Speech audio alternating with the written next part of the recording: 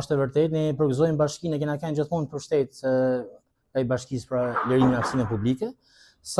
Prej 7 ditë faktikisht në ka ardhur një kërkesë për lirimin e hapësinës publike,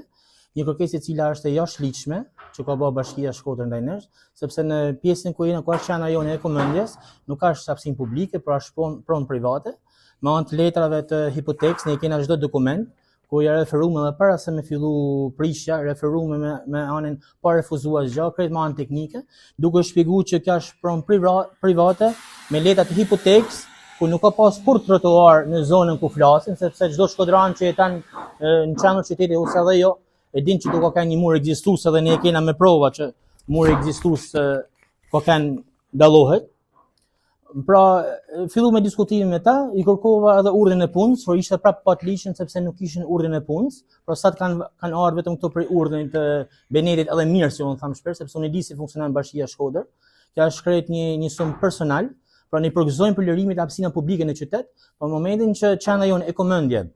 që kena një biznes, që kena të ardhur veç të biznesit, e kena një hapësinë private, kjo është komplet një sulm direkt që na ban kryetari i bashkisë bashkë me sekretarin e tij personale Ermira Mustafaraj, sepse ne dinë si funksionon, që momentin e parë që i kam dalë kundër për gabimeve të tyre, ata kanë filluar me kështu probleme, duke më bë barrierë, duke dashur me sabotu me shkolla e çdo gjë tjetër, që ata kanë më bë publike çdo herë. Por sot jena në një pjesë kur ata kanë shkel ligjin. Nuk mundem të them punëtor se punëtor janë urdhëruar, kanë ardhur si mish për top këto, për fat të mirë sa dhe të Benetit. Por do kanë jashtëligjshme një sepse kjo pronë private me letra, me dokumenta të hipotekës, por kanë ardhur pa urdhën e punës. Pra çdo gjë, çdo referim se ne kena çuar një letër me protokoll.